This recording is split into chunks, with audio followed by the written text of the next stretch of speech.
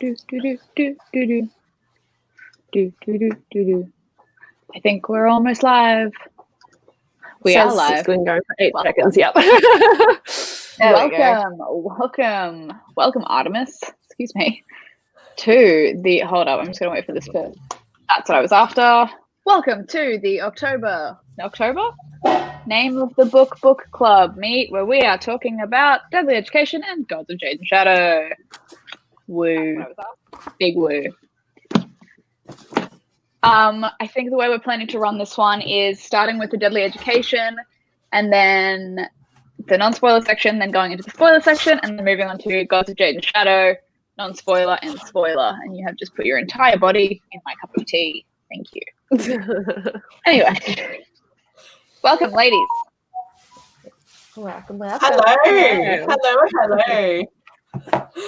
How are we all on this fine 1st of November after Halloween's giant blood moon, full blood moon, blue moon, blood moon, blue moon. I think you can all tell we're pretty low energy this morning. I need a nap. Yeah. Same already, God. We're tired. But excited to be here. Yes. Looking forward to it. Yeah. I think so. This is the first month I think I've read both books, or like finished the actual book, or like finished it and can remember what happened in them. And there's 2 of them. So that was my challenge this month, was to finish the books, both of them, even if I didn't like them, was to at least finish them. So I had something to talk about. That deserves applause. I mean, it's literally the bare minimum. It's the bare minimum. Proud of you. Let's just up the stakes.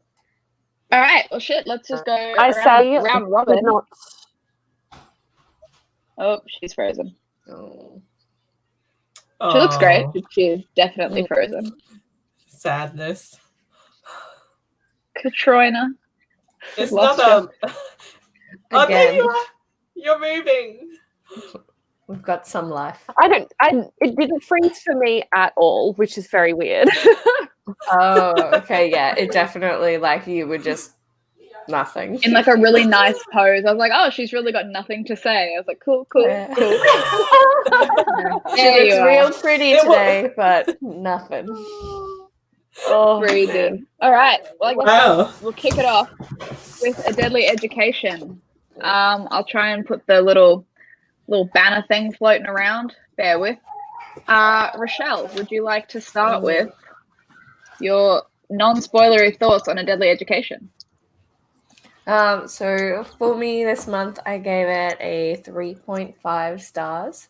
There were definitely aspects that I enjoyed about it. Now, I listened to it as an audiobook, and the writing style is pretty conversational and can get pretty stream of consciousness. So the audiobook worked really, really well for me in that it felt like I was having that conversation or thinking these thoughts, which was really cool. I did enjoy our main character, which I know a lot of people found her to be quite dislikable, but I like her. But yeah, those are my general thoughts. Lovely. Katrina? Oh, Jane or Katrina? I don't want to go next. I don't want to go next. You don't want to go next? Okay. No, I want Kaz to go next. Oh dear. We lost her again. She's moving. She's moving, but she's silent. Can you hear us, Kaz? I don't know if she can hear us. Oh, I can now hear you. Sorry. It just my internet. You were all just like speaking. It was very wonderful. Are we up to me or is someone else speaking? Sorry. Yeah. No, you go. Up to you. Okay, so I gave this one, I think about a 3 stars. I really like the concept. And I think I did quite like the main character as well and the banter with Orion. But the main issue I had is the writing style, which I don't necessarily think is like a bad writing style, but it's just so expositional that it really hindered the pacing, and I didn't like how there was so much exposition mid-conversation and mid-action scene, so it really disrupted things a lot for me. So that's kind of the thing that really brought it down for me, sadly. Okay. I would probably agree with that. I gave it about a 3 stars. I started off with a 3.5, but then went down to a 3 upon reflection because I felt like it was very stream of consciousness, and the character was really prickly and just like the things that I wanted more world building or more detail on were kind of skipped over, but then the things that we actually got was not like things that like not what I expected, but we can go into that with the spoiler section. But I think like I wanted a lot more out of it than we actually got. I think it's at the very roots of it, I felt like it was a very basic love story, like teenage love story with a school around it. But so 3 stars for me. Kiera, what do you think? I'm not a Novik fan. I don't think I've ever been a Novik fan on all the books that we've tried, so I wasn't expecting miracles for this one. Same sort with Jean. Like I didn't really care much for the main character. I know that I love my like prickly, hard to deal with, standoffish sort of characters, but this for me just like wasn't it. Again, just kind of all the things that I wanted to know about just weren't mentioned, and that was kind of like I finished it, but it was a slog to get through. And every time I picked it back up, I didn't enjoy picking it back up because there wasn't really anything that I was angling for. If anything, I was looking for more of her other book style of writing in this book, just so I could at least be like, okay, I know what I'm in for, as opposed to just whatever the hell that was. Didn't care about the romance. The school for me was like super lacking. Like I am a sucker for a magic school, but it was like all of the things that I did not like in a magic school. So not impressed. And I guess, kind of what you guys have already said, like what Kaz said, to echo that about like mid-action scene, we've got some like errant stray thoughts going along. But didn't really work for me. Yeah, it was really interesting, like hearing your guys' thoughts as well, thoughts as well, about how there wasn't like enough world building or information in some areas.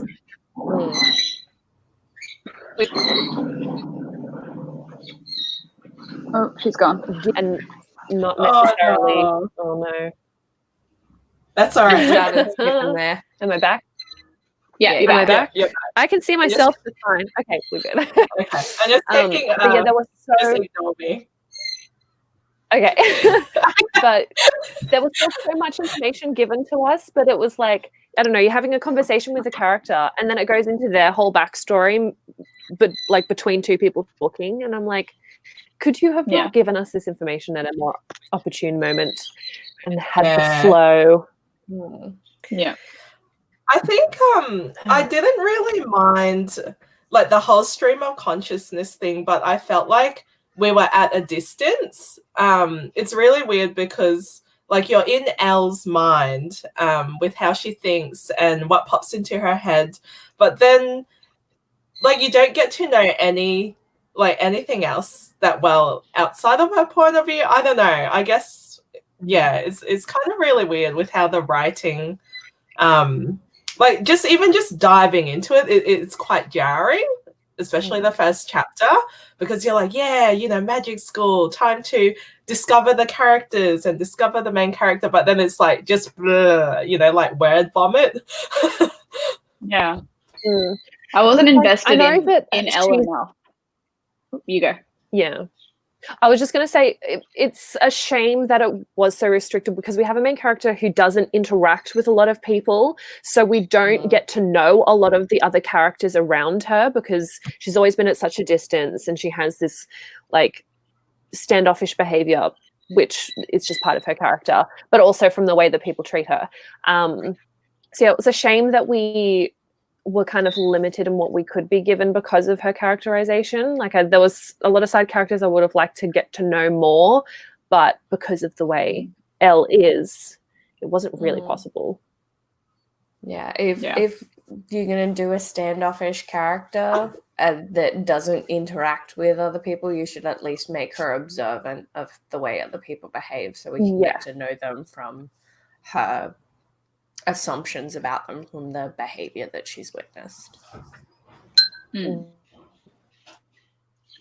you guys want to dive into spoiler territory? Oh, you go.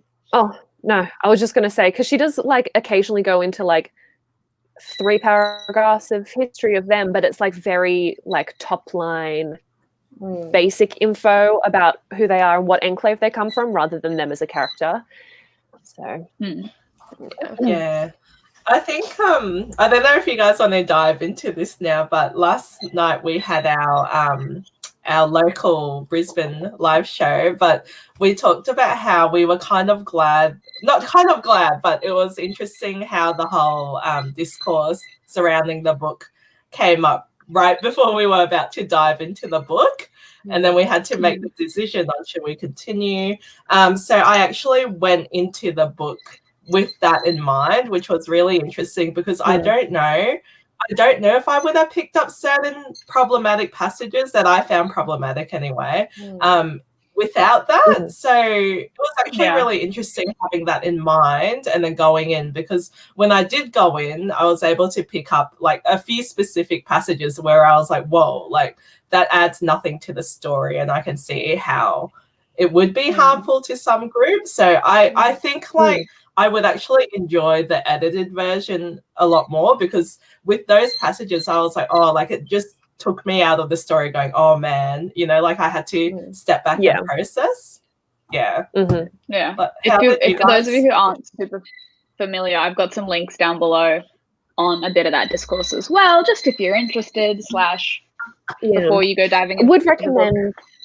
Yeah, no, I would recommend looking at both of them as well, because obviously there's within the school, there are people from so many nationalities and countries. And so there's a lot of different groups represented, or like not necessarily represented well, but that are present in the book. And it's interesting. There's a lot of different opinions on the way that things have been represented. So I'd recommend having a look at the links in the description and any more Own Voices reviews, just to get an idea of how things are represented not so well. Yeah.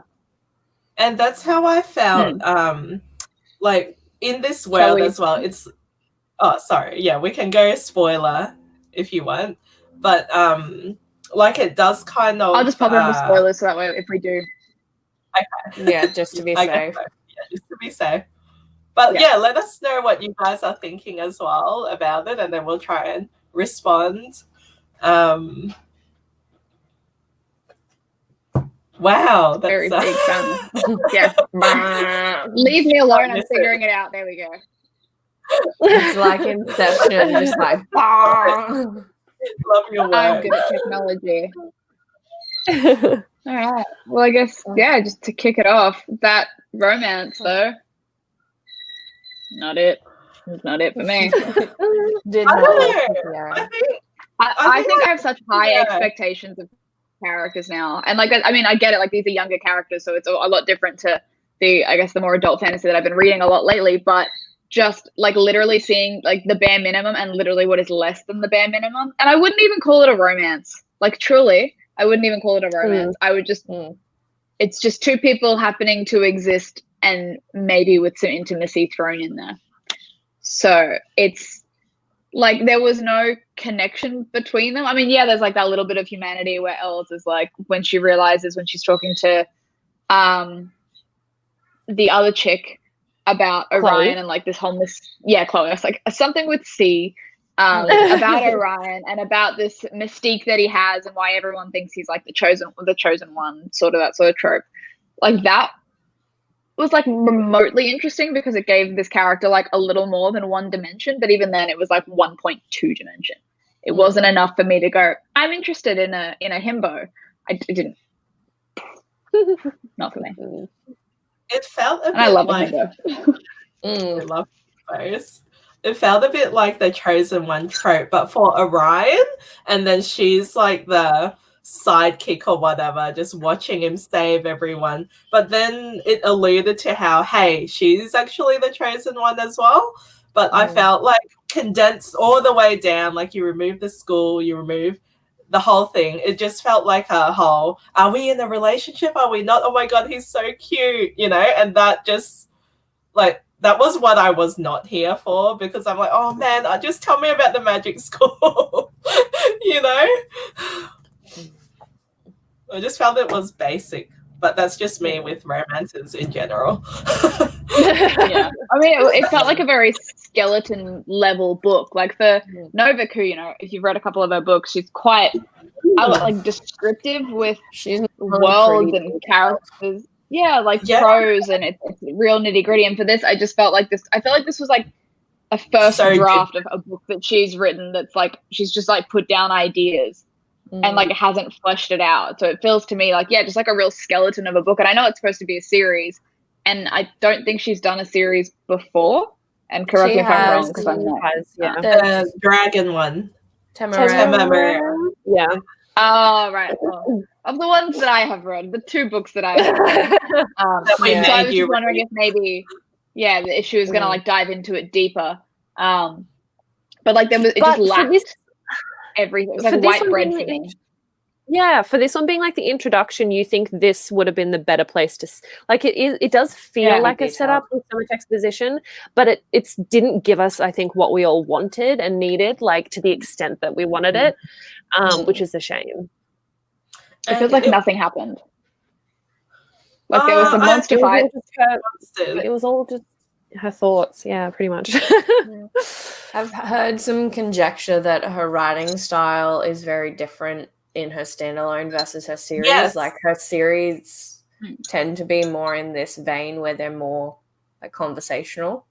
They're less like detailed in the beginning, because you've got like, because her other series, like, is it 10 books or something at this point? So you've got that time to, it's a long series. You've got that time to do that world building. But you would assume within like the first book, you'd have to grab people's attention. And if we're all here being like, I wanted more, but did you want more in the way that you would read the second book? Or you're just like, I wanted more, I didn't get it, probably not interested in reading the second book. That's like that really fine line to walk. It's really weird because I'm like such a huge Naomi Novik fan, loved Uprooted, loved Spinning Silver. So I expected to have this one as a 5-star read again, simply because I love what she does. But then I was actually like, wow, like, you know, it was just so different, writing style aside, but just the way, like normally she's so descriptive with everything, with the fantasy world, it's so well constructed. But in this one, it felt like there was so many gaps in like the schoolomance. You know, we wanted to know more about the monsters. I felt like it was really empty. Like it just felt so empty. And just with not having any teachers, and, you know, just even with the magic, there were bits and pieces of how the magic worked, but I walked away still quite confused about it. So, yeah. It's like she had a story and was like, I've got nowhere to put it, magic school. But then you forget half the allure of the magic school is the classes, is the teachers, is the, you know, Peeves in the basement, is the, you know, the Cassius lurking in the dark. Rooms. Yeah, exactly. Like all the rules around a school, like, you know, don't kill your fellow students and whatnot. Or if you do it in an artistic way that you can pass it off as a mistake. But this was just like straight up like, do what you want, bro. Like we don't care. It's like schooly. But and like bad schooly. I like the idea of that, but like I think it was cool to have that magic school that was so different and a departure from what we kind of know, and it is so much more of a deadly place. But I just don't know. It was a big leap to, well, now that you said it, like I can appreciate that it was trying to do something different with a magic school. Yeah. But then you either have to like do it and do it well, or it just feels like it just like reaches for the moon and just misses completely. That's what it kind of felt like to me for this one. So like Yeah, I think it's just as a whole, I was like, love the concept and idea. Execution is poor. I think someone literally said that last night, actually. Rochelle, was it you? It was either that or we were making a joke about something else, and it was the same sort of, in theory, this is cool, but the execution was not it. But what did everybody else think in the comments? The girls have asked you twice now. It's polite to respond. Both Jean and Kaz have now asked. But we appreciate you, Taylor, joining us, even if you haven't read it. We love it. Thank you. If I ever had the chance to marry somebody else, it would probably be Kayla. Like, when I think about it, like, if Jacob... Just to have someone who supports you so hard when you're doing the bare minimum. Yeah. She knows what she does. And like a total side note, she got me the best birthday present, which I put on my Nevernight shelf, which I'll show you later. But it was just a fucking dope present. It was like a photo book of all of the Nevernight photos. Anyway, side note, departure. Adorable. Wow. Deadly Education. Other characters. What did you guys... What about them? Who are they? Exactly. Like, they're all very on the surface level. Why did Chloe? I thought this was a queer fantasy when I started because I flipped straight to the back to look for boys and harps. I saw Elle's room and I saw Chloe's room and I was like, great, gays. And then it was not that. And I was very disappointed. It was not gays. Yeah. And touching upon what we were saying before about how, like, because it's from Elle's perspective and she doesn't really care about anyone or want to know many people, it was just such a shame because I feel like there's a rich cast of characters that we could have gotten to know and explored, like, the differences between the different enclaves in various countries and, like, how the mechanics work differently and just, like, the ways in which magic differs based on language and culture. I don't know, like, it just was so much potential to get really interesting, but it just didn't. Look, I think that's the really hard thing about living in a character's head. And now, correct me if I'm wrong, with Spinning Silver and Uprooted, was it in third person or was it in a monologue sort of stuff? I believe it was third person, if I remember correctly. Yeah. It's just, I mean, but just that difference of, like, when you're looking at it from the outside, you look at everything. You can see everything, as opposed to being in someone's head. You only, like, I often forget it until someone mentions it, that, you know, you're only in their head, so you only see what they see and think what they think. And I forget that through 90% of the books that I read. And so it so heavily skews my thoughts on things because I'm like, oh, this is how it is. And I don't stop to think this is how it is because this is what I'm getting from the character. As opposed to if you ask Chloe the same story, or if you asked Orion the same story, it would be completely different. So I was wondering if that was like a full point in her writing, was not obviously the choice to go just from Galadriel's point of view, but then make her like a closed off character who, as Jean said, isn't super observant, and you're just kind of like, well, for a main character and like going on like the TikTok main character trope, like what else? Everyone's a main character when you think about it. So, and back to what Jean said, so just echoing what everyone has already said, the fact that you said that it reminded you of Orion being the chosen one trope to begin with made me think of Patrick Ness wrote a book a little while ago called you know the one where the rest of us just live here. Just live here. Where it's literally about the people who are just existing in the world. Like if you think of Twilight with Bella and Edward, imagine it from Anna Kendrick's point of view, or you know the kids they went to school with, or Harry Potter with just if you're just a casual Ravenclaw in the background whilst things are going on, and you're like, like I would have been okay if it lent more heavily towards that, and Orion was set up as like this huge hero, which like he was, but also if Elle was just that sidekick as opposed to being another chosen one. I feel like she has the potential villain. Oh, sorry. What? What was that?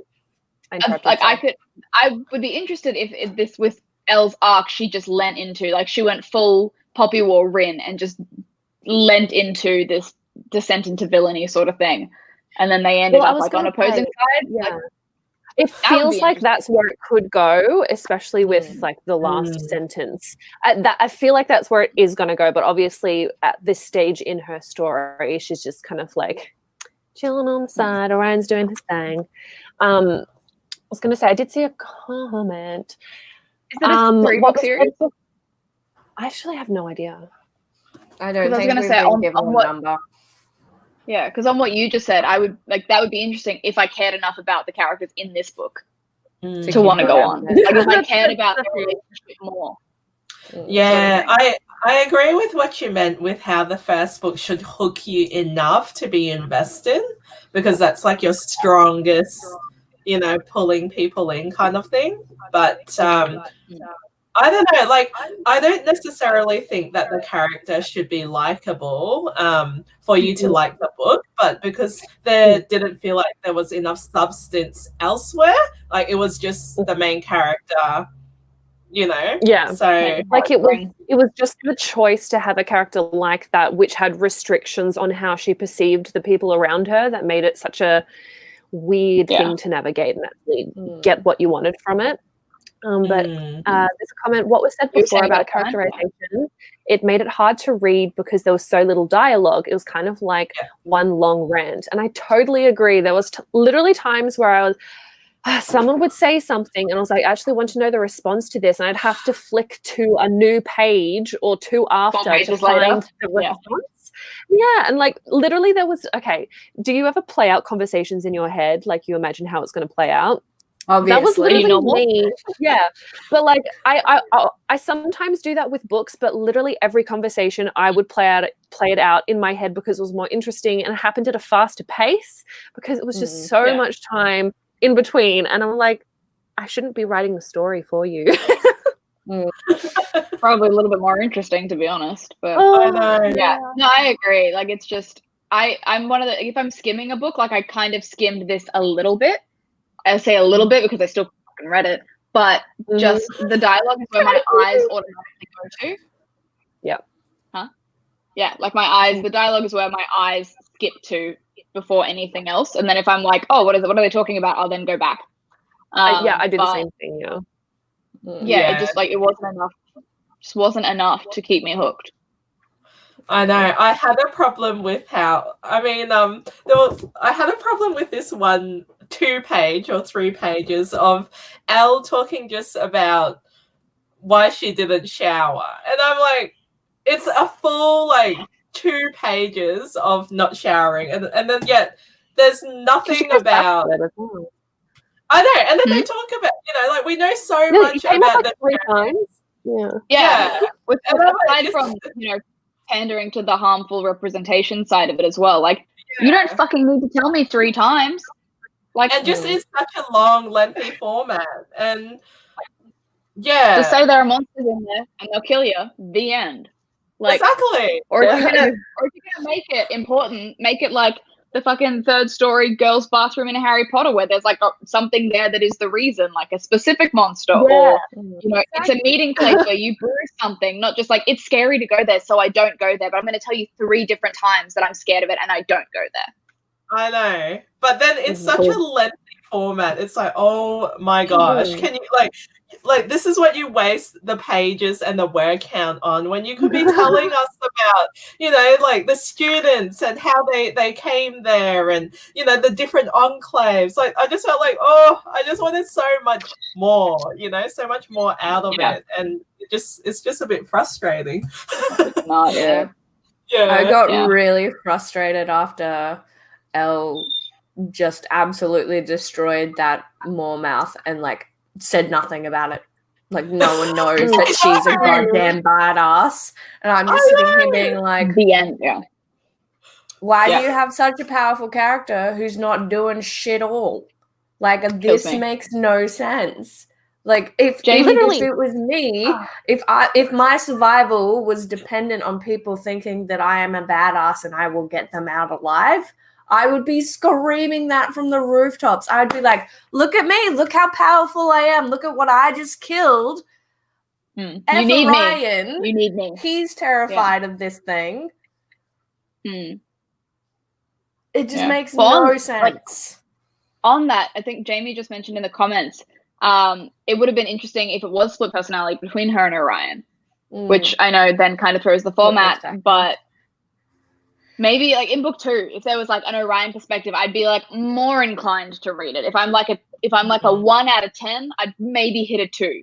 if that was offered, just to see, because he seems like, because I don't honestly like the more, I mean, popular, yeah, but more aware of other people, because he would be talking to other people and he'd be doing other things. Like, at least give us audience eyes into the world somehow, just somehow.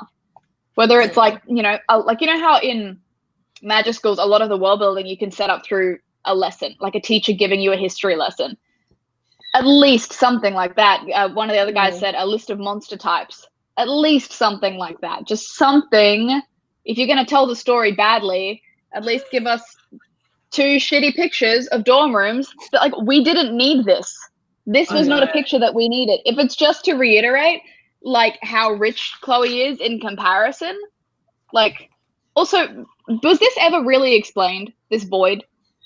Like, I know eventually it was, but, like, within the first few chapters, I didn't understand what she was doing. Throwing things into I thought it was like a tiny little hole rather than the whole wall.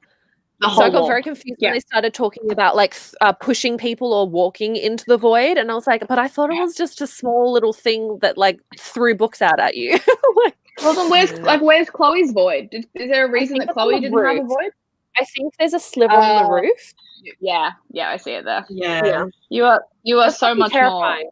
More observant. Oh, yeah, 100%.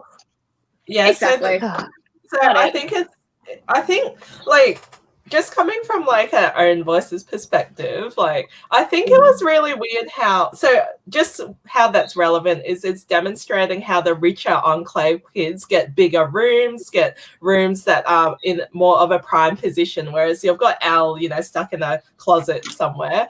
But what I found really confusing is how there's, like, enclaves, and the richest enclaves, the ones that are more powerful that everyone wants to get into, are in New York and London. So I was talking about this last night, which happens to be, like, the most privileged areas, and yet I felt like a lot of that was just skipped over because we have, like, in the Schoolomance, which is the school, we have like a neutral ground where people from all over the world are able to, you know, come and not be judged and learn and whatever, be eaten by monsters for all you know. And then the language that they offer is taken in and used for magic. But then I felt like it was skipped over with how the people's privilege sat in this school and the wider school. Like, it felt like it was just glossed over, but it's such an important part of it.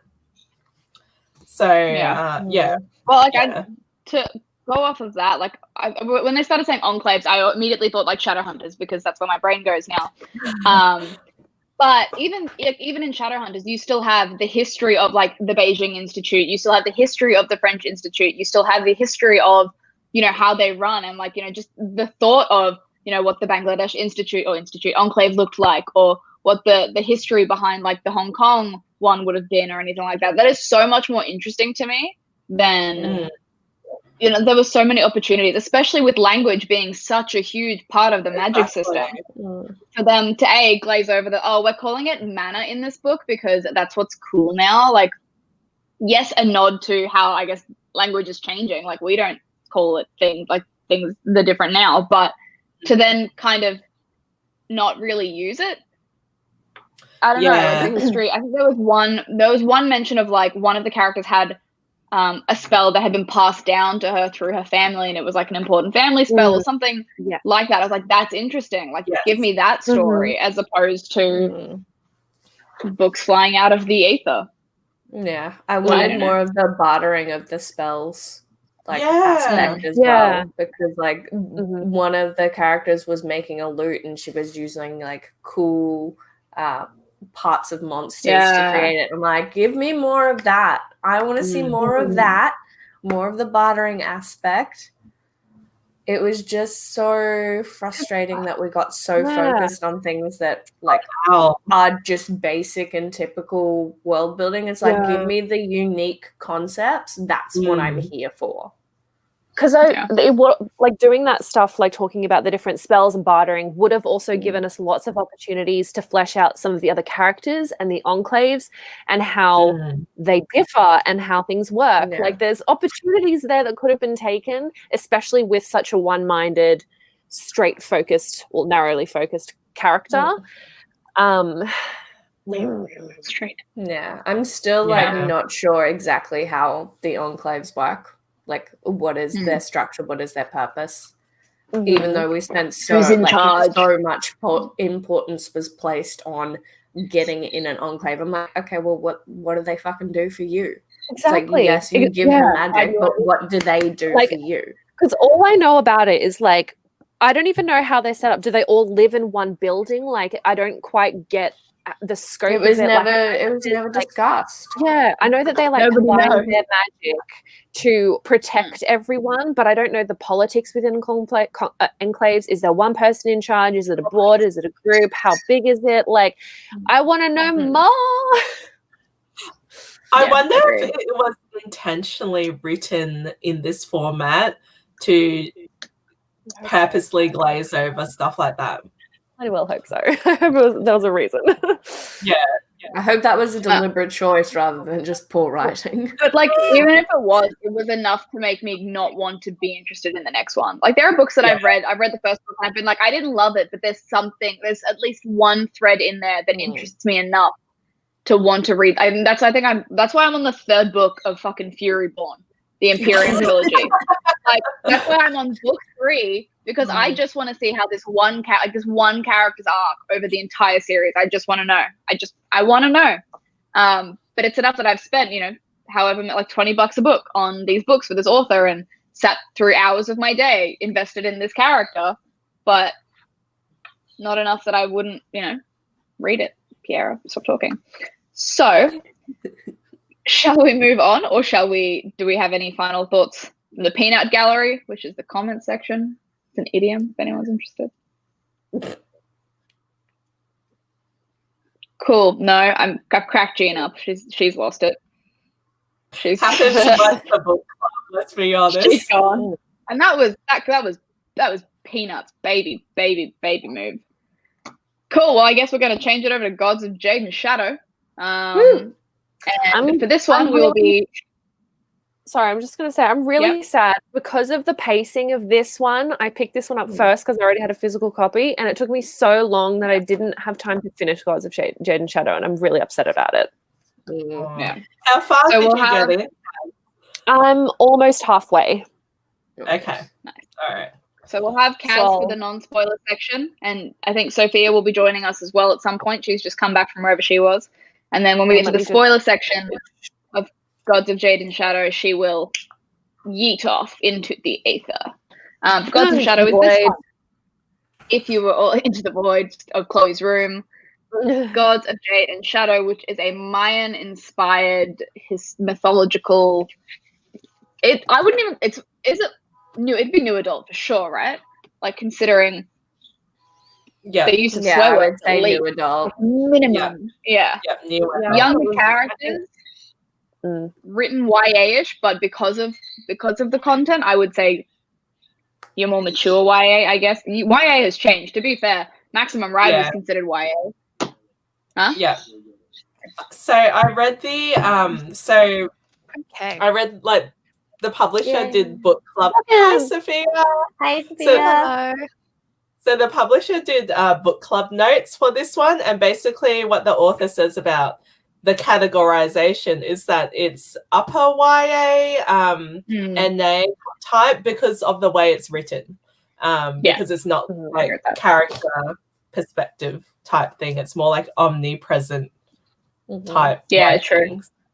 Yeah, I'd agree with that. I just remember there's one. I remember listening to it. I did most of this on audiobook, thank God. But listening to it, there was just one scene where it was just like motherfucker, motherfucker, motherfucker, and I was like, well, that's 3. YA done.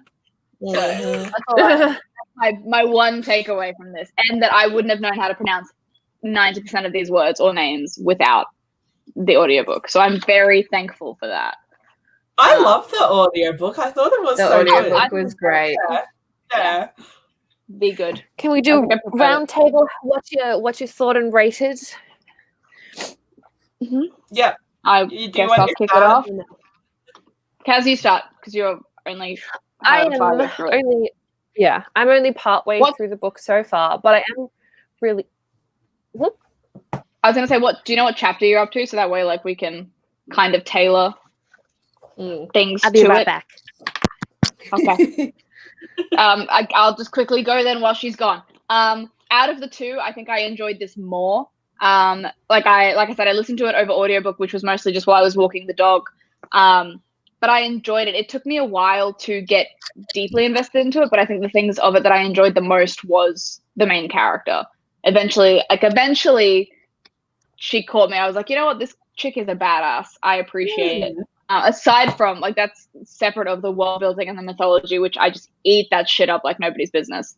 So it was good to see it in a primarily, I'm going to say, like, westernized mythology system of, like, you know, Greek, Roman, and that sort of stuff. So it was nice to just hard swerve to something different for me. Katrina, where'd you end up? I'm partway through chapter 11, so he's just gotten his ear back and laughed. Yeah. Cool. Yeah, and the glossary at the back. Big fan of the glossary at the back. Oh, good. More of those, please. I had Did you not know that was fantastic. surprise?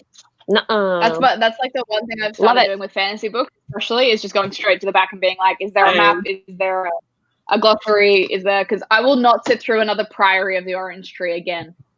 I will not. No. I will not read a book that heavy and that thick, and then only at the end get to all the terms. I will never. I was a fool. This is why I love you are a big club, fool because one of us is always like, "There's a glossary," and we're like, "Woo, woo, I know. woo!" Yeah. Thank you. Let us live in our true to nerdy fashion. Glossary, baby. Big fans. It's sexy. All right, Rochelle, what did you think? I also enjoyed this one more than A Deadly Education. I ended up giving this one 4 stars. I really enjoyed the Mayan aspect of it, having that different point of view, that different mythology to lean into and play with was really interesting to me. I did also like enjoy seeing how their family structure differs from Western society as well. That was really interesting. But yeah, so I enjoyed this one.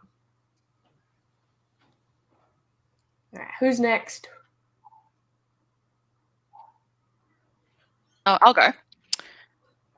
Is Kiara frozen? Yeah, Kiara's frozen. Yeah, she's just, her internet just dropped, I think. She'll be fine. Okay. Oh yeah, she'll be back. She'll be back. Oh no, wait. Now there's both Kiaras. Oh my god. Oh my god, I think I got a screenshot of you doing that. Oh my I'm god, so excited. Look at the YouTube, Kiara. Look at the YouTube. I don't know how to get rid of it. Oh my god. I guess we're stuck with it. Brilliant. An imposter. There it goes. There we go. Is she gone? Wow. She's gone. The imposter's gone. There's only enough room for one of us here. Imposter has been my ejected. God. That was so funny. As you were. That was. We should all play Sorry. Among Us, actually. Just thinking about that. We should play Among Us. Can we? Let's do it. We should do it. My whole That screen, was so fun. my whole screen went to this, and so I was like, "Cool, have I just booted absolutely everyone, and we're all gone?" Nah. The The club's over. I'm We're glad. done. I'm glad Yeah. to know. We're good. I'm glad to know that it's going. So, Wow. where were we? Awesome. Oh yeah, we should live stream us playing Among Us. That would be funny. I'm so keen. Oh, Let's do it. I'm down. That would be Never played hilarious. Me too. Oh, it'd be good. It'd be good. Yes. Sorry, just getting into my thoughts on Gods of Jade and Shadow. This was kind of brought up in our local meet where I seem to love books that have the word Jade in them. So I loved Jade City and I loved this book. So Gods of Jade and Shadow, I loved it. I think I gave it on Goodreads. I gave it a 5. It's like probably like if I had to give it like with decimal points, it'd be like 4.75. Like I loved it so much. I loved the mythology. I loved the characters. I loved the interactions between all of them. Like I loved the banter, and I also just loved like the yearning. Like the yearning just like fucking got me. Just fucked me up. I know you don't like it, but I loved it. I'm all for it. I'm a romance hoe, okay? So just leave me alone. I love There you go, yearning. that's me. I love yearning. I love good yearning. This was not good yearning? No? not good Okay, enough well, for then me. we'll have Not to- good enough. Okay, to we be will fair, have I to like just- the aggressive.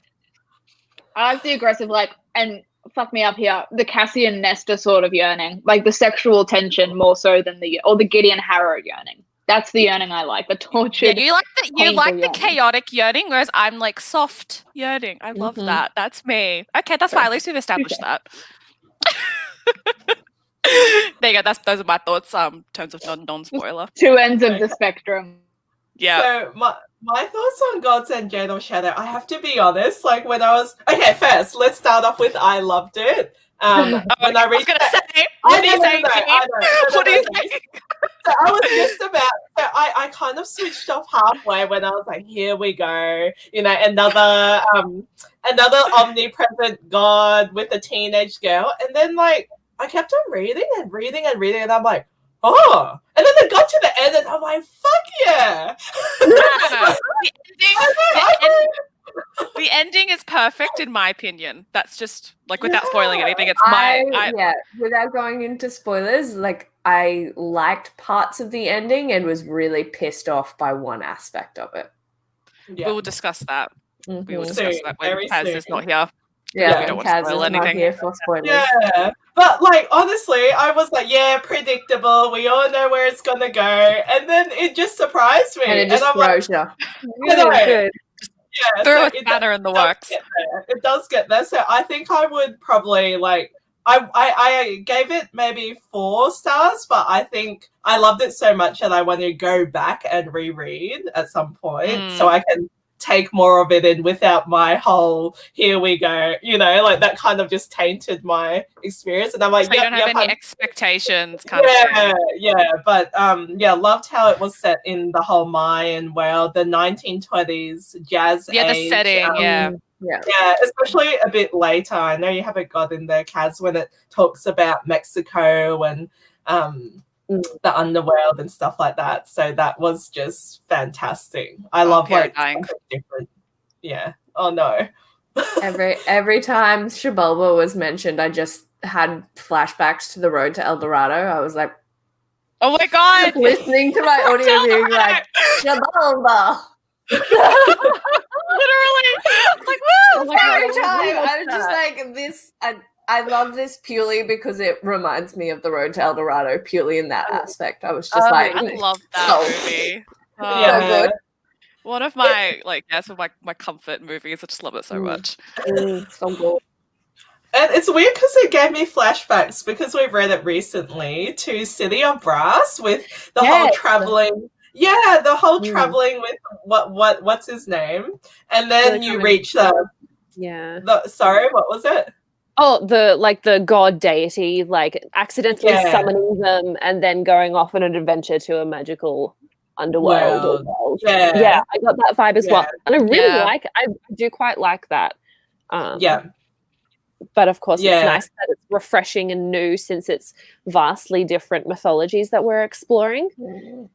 Absolutely. And it's a very different setting than you would normally get from a fantasy book in the fact that it's more modern day. But having that kind of setup where you have the main character being whisked away to this weird world that they've never known before is a good, obviously, setup to introducing us to it as well. Absolutely. And it's just so vastly contrasted with here's one way to make it do well, and here's another way that makes it drag and boring, Terrible English, but you get me. We get it. Yeah, we get it. Yeah. It was like, I don't think any of us would have been sad if the journey had taken longer in this one, whereas with City of Brass, we were all just like, oh, make it stop. Yeah, it did drag. Yeah, it was a drag, that one. Yeah. That kind of, I think that was probably why my rating wasn't as high, because of how long it took just in that section. It was just Yeah. I Yeah. think, like, page-wise, this was actually a longer journey, but it felt shorter. Yeah, I would have actually liked about like another 50, 60 pages to this. I felt like I wanted more, which is, you know, like that. Usually I'm just like, oh, I'm glad it's over. But no, I was like, I wanted more pages. I wanted a little bit more interaction between them before it you know, ended. Yeah. That's why I want to reread it, just to absorb a bit more of it. But it was perfect as a standalone. Like, I wouldn't want a second book in the series. It's not a series, it's a standalone, but you get me. Yeah, we get you. Stop talking. Okay. No, I get you. I wouldn't want another book with these characters, but I wouldn't mind another book in this setting, in this world. Yes. Yeah. Yeah. So give me different like characters, but story. take me back. Yeah. Give me a companion story with something else that's going on in the background that has like very minimal crossover. Yes, Piera, why are you torturing us all? We are all seeing this food and being so hungry. All right. Look, I really want to dive into spoilers, so Kaz, get out. Love you. Bye, Kaz, take your food.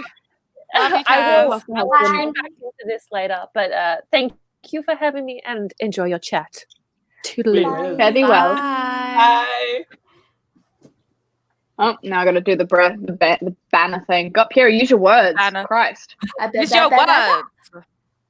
God. So, like, what do you guys think about the whole, like, Martin thing? Oh, I wanted to slap that boy. Martin, I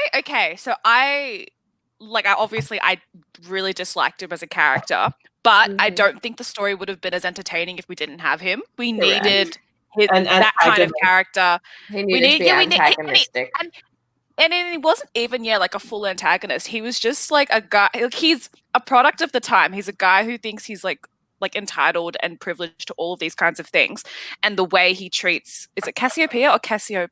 How do you say her? I did listen to the audiobook. Cassiopeia. Cassiopeia. Yeah, and like the way that he, like his relationship with her, like when you have those moments when he's kind of going into like little flashbacks and you're kind of understanding, you know, why their relationship is so strained.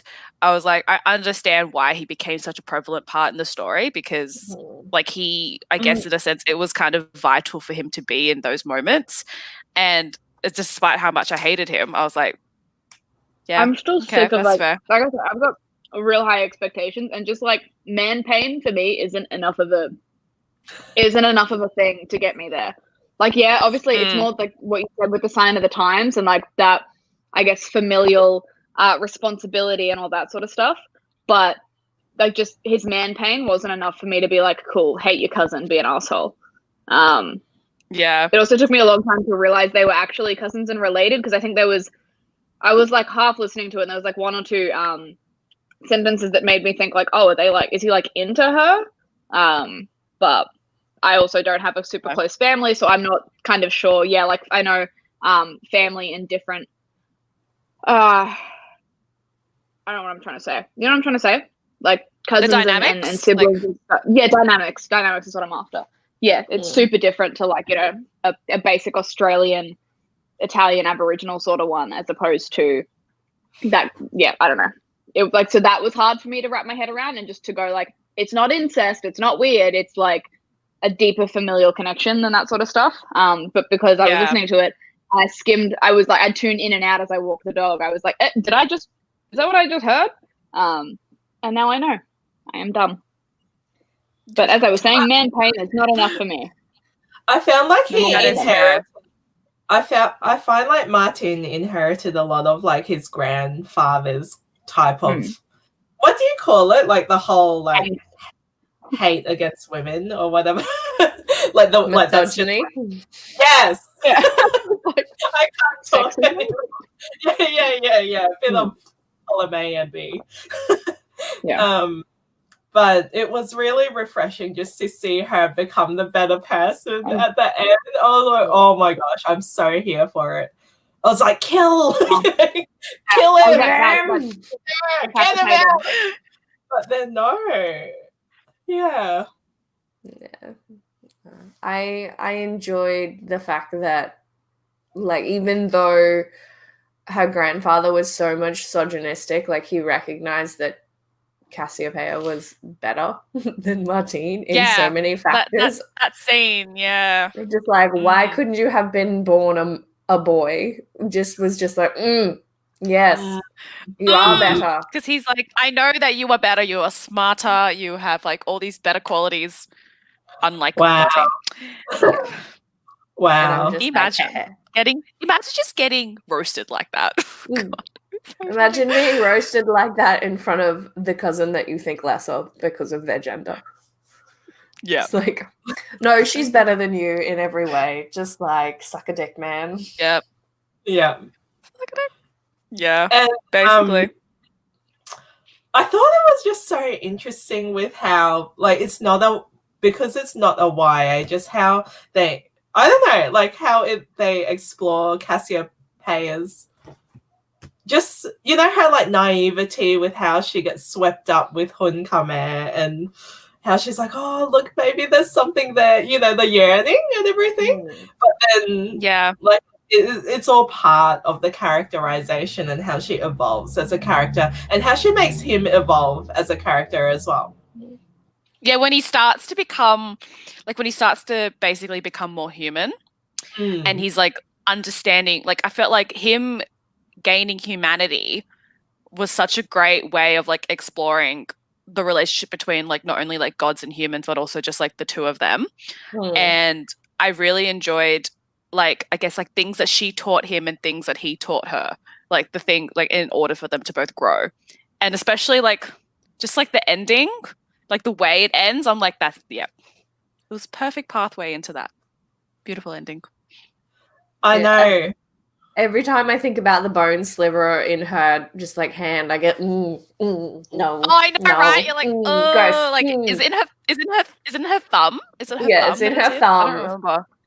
And it's just like, imagine having like a thorn or something just in your thumb for weeks. Ugh. Yeah. The second someone was like to me, cut off your hand, otherwise this man will have power over you, I'm going for the elbow. I'm going like from the shoulder. I'm taking the whole arm. Oh yeah, when the demon, is it the demon? Yeah, when he tells her that, like, just cut off your arm. And I was like, okay, bro. Fine. Okay. Where can I begin? Yeah, where do I start? Just like It's like both, is the wrist enough? Do I need to go elbow? Yeah, not for me. Cassiopeia did grow on me. Like at the beginning, I was like, I'm not really interested. But when she started like talking back to him and like questioning the standard of things, I was like, all right, this bitch. And there was one paragraph that for some reason really stood out to me. But yeah, it's when she was talking about like when she had to cut off her hair and she thought she looked like a prostitute.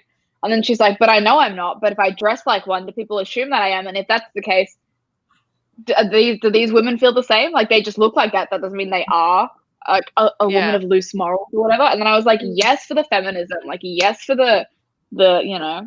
And that's the thing that like I've learned over my years as well. Like I remember being a teenager and looking at a woman who dressed a certain way or acted a certain way and having bad thoughts and being like, you know, that's a woman of loose morals, as I said, and just having to retrain my brain as opposed to just being like, she wants to get laid, let her get laid. Like she wants to look good with her titties out, let her look good with her titties out.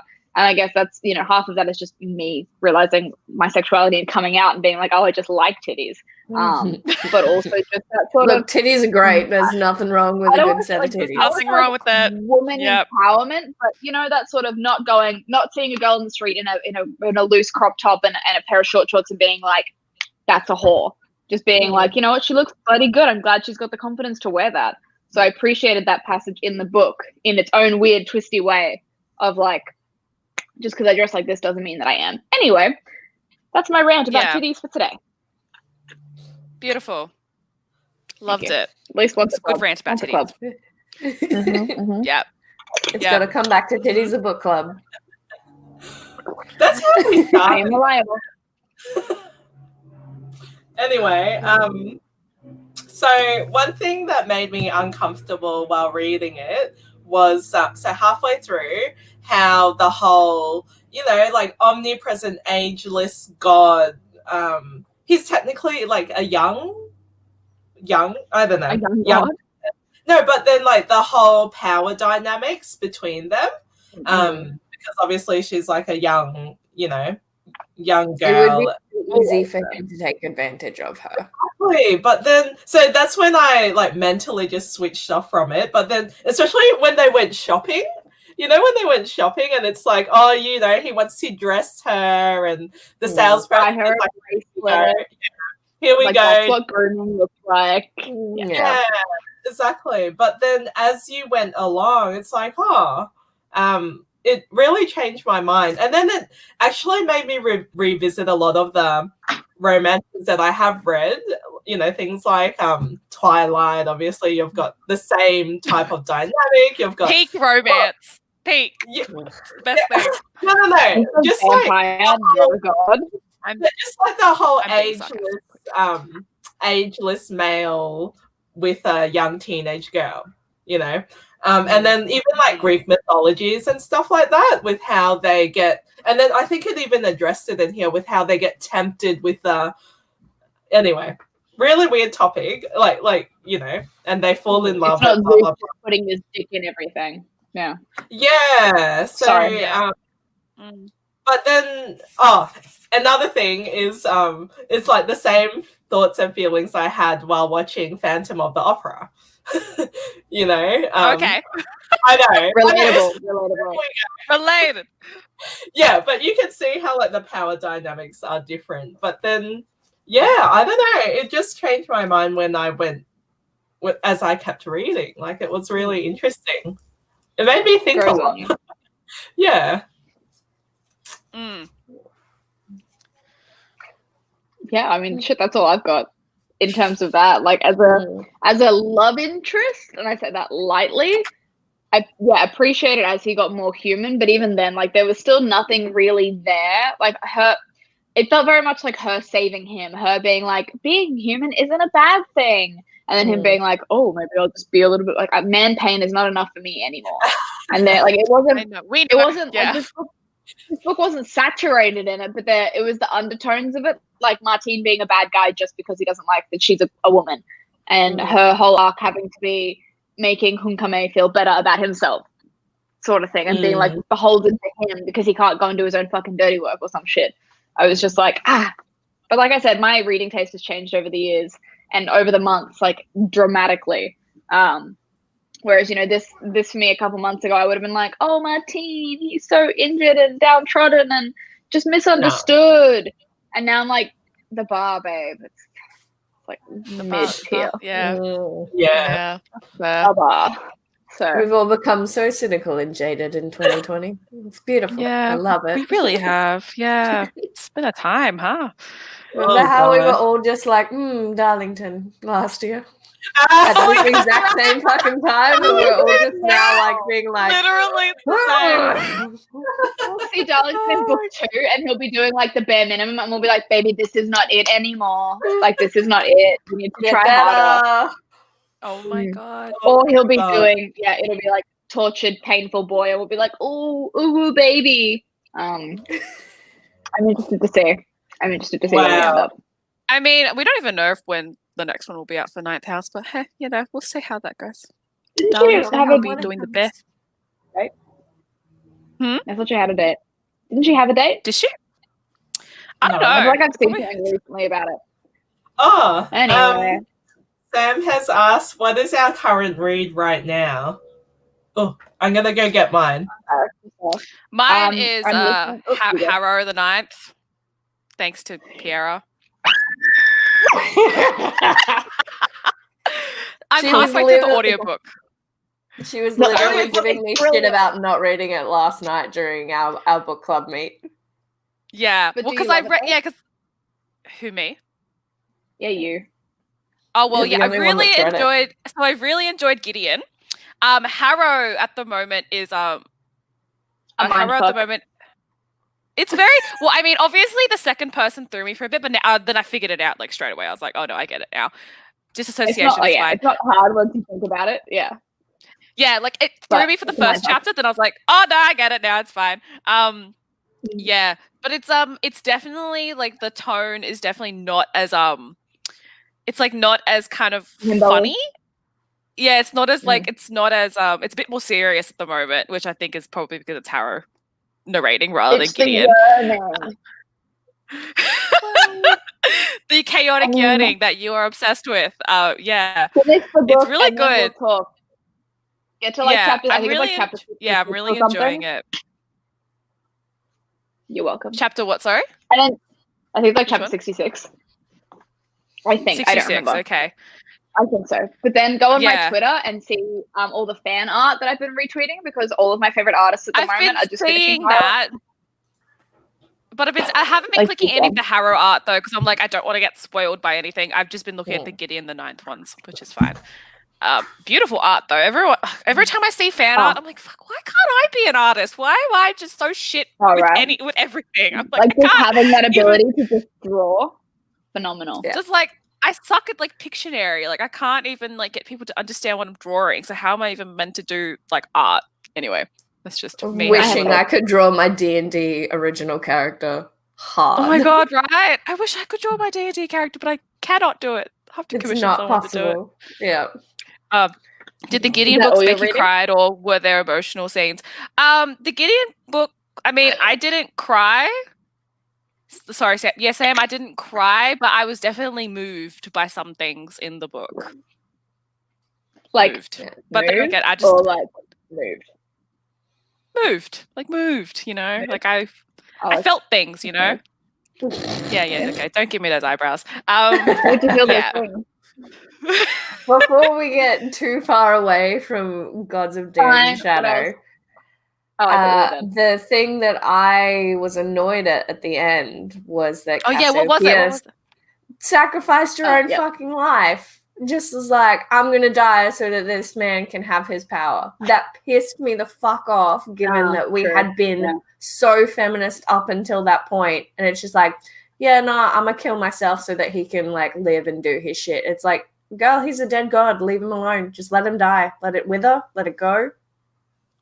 On that note, yes, 100% yes. But the vibe that I got from it, and I read this thing on screenwriting the other day about if you're going to kill a woman, how to kill her and not make her man pain. And it was something like, have her death be her choice and like for a reason. And it was her choice. Which, like, it was her choice, but at the end of the day, like, it was still like for a man as opposed to like for a cause, or I mean, it was kind of a little bit for a cause, but like Vakub Kame or whatever being the bad guy and taking over the world and being grumpy, like, you're dead, baby. Like, it's not your problem. And all these people were shit to you, so like you don't know them shit.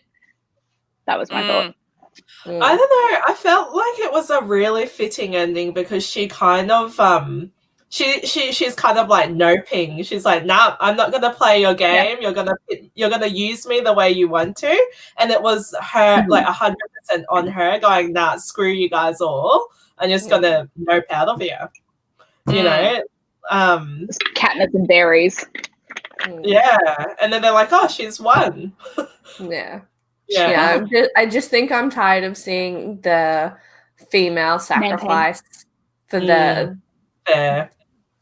for everything to turn out okay. It's just like, why can't a man just like sacrifice? Like, I would have been happier with Martine getting a bit of redemption in him like understanding Cassiopeia and going against the order to kill her and sacrificing himself instead so that she could win. Like, I would have enjoyed that more. Yeah, agreed. Dope. Well, shall we wrap it up? Our book for next month. Let's wrap it up. Yes. Oh yeah, we got it. I got it. Yeah, we got it. I don't got one yet. Yeah. I've never been afraid to read a book, but it's been this. I'm not going to say afraid to read it, but there's been so much hype for this book that it's put me to the point where I'm like, if this sucks, I might never pick up a book again. And also, I might be utterly devastated. Oh my god! No, but like the expectations between everyone else on social media and V.E. Schwab herself on social media about how this is the best book she's ever written and it's her life's work, and like She's taken how many years to write it? Yeah.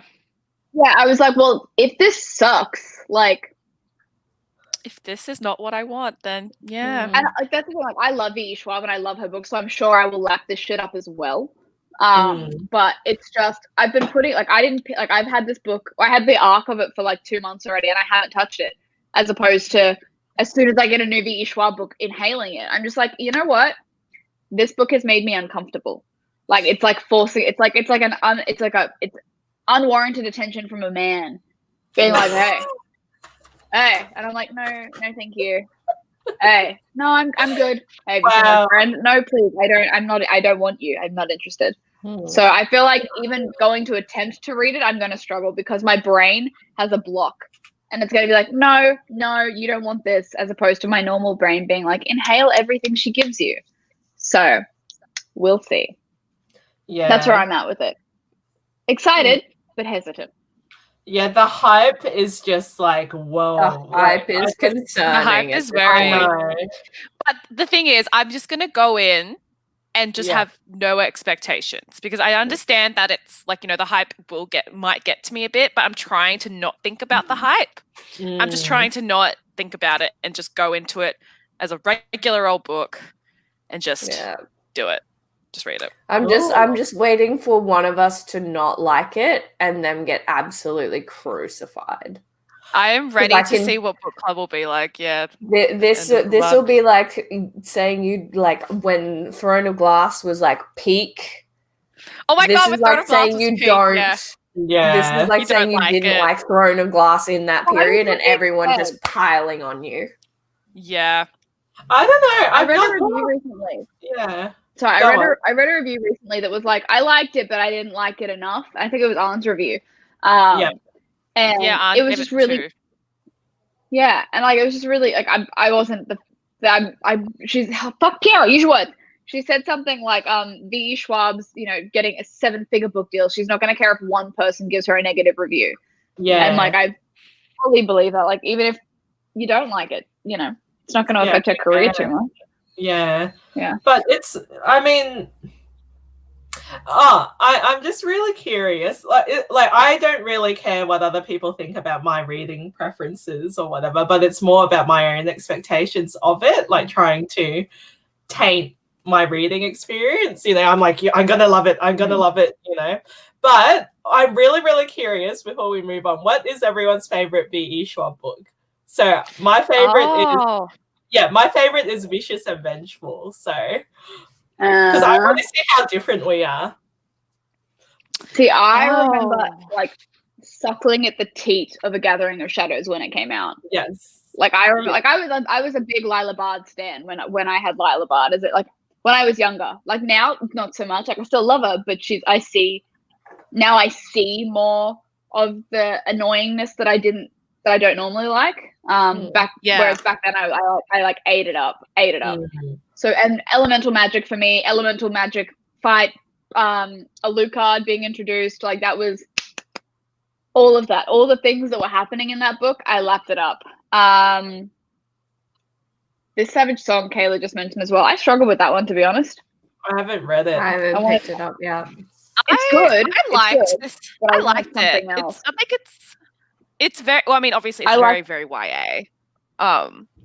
Yeah, I would have liked it more as adulty. I think, like when you think about like the monsters and August and all that sort of stuff, and like the grief and the trauma and the darker aspects of it. I think I would have liked it a lot more if it was more in that vein of Vicious and Vengeful especially. Yeah. Yeah. Stop rushing me, Jean. Mine would be a tie between Vicious and The Archived. Like I love both of them for very different reasons. Yeah, I haven't read that one yet. The Archived, it was meant to be very soft series, but it got like pirated so much that the publisher pulled. It's like it is definitely unfinished, but it is something that I wish that she could return to because I just love that so much. Yeah. Well, that's our book for next month. Yeah. Yeah, that's our book. Yes. Sophia, have you got a favorite? Yeah, what do you Have I got a What do favorite? you like? The short book. Well, the thing is though, like obviously the Shades of Magic series, like that was the first series I read from her, and I remember reading A Conjuring of Light and just being like, wow, this completely just screwed me over. That was very heartbreaking. So I definitely think Okay. I have to say just A Conjuring of Light is my favorite. Like I do really like her YA series, and I do really like Vicious and Vengeful. But I just think I'm just like a classic fantasy fan, and I just loved that entire series. So A Conjuring of Light was my favorite. I haven't read The Conjuring of Light yet. Neither. What are you doing, Jane? I'm just Why? holding off. You read, I'm holding off on it because I can't finish Come it. on, you have to do it. Like you have to. Right. I know. I've been Yeah. meaning to, but I just can't. I reckon It's it's past its time. It's like it's Okay. past. Like you would have had to have read it when it came out, or like when all three books were at their peak. And now it's just kind of like, now that you've read things like The Poppy War and stuff like that, I don't think it's going to compare in the same way. Okay. now. All right. Anyway, I haven't read A Conjuring of Light or Vengeful yet because I'm What? just like I think you'll like Vengeful. I think You'll like Vengeful. Yeah, you'll really like Vengeful. I wanted to reread Vicious before I read Vengeful, and my special edition took like 2 months to show up after my special edition of Vengeful did, so I just haven't gotten around to it yet. All right. Well, we've talked about crappy guy man pain, but Vengeful is just step on me. Literally step on me. Yeah. Please, I remember step on I me. read Vengeful. I read Kaz's copy of Vengeful when I was at her house a couple of years ago. Like I remember, my vivid memory of that book is just reading it in bed with Kaz while she was next to me, which sounds super kinky. It wasn't that. I mean, if that's your kind of kink of like just two women reading cohesively in bed together, yes. But that was like my 100% A+ material. My main thought of Vengeful is just me and Kaz reading books together. Big kink. Anyway, Also, thank you for tuning in to our live show for October. And hopefully we will see you next month in November on Kaz's channel for The Invisible Life of Addie LaRue. And then we will see you next year. Yep. Yeah. Anyway. Next year, I'm gonna take go a break. into a Yeah. Patreon live stream. So that's my plan for the rest. Thanks, everyone. Yay me. Alrighty. Love you. Thanks for tuning in, Bye. guys. Thank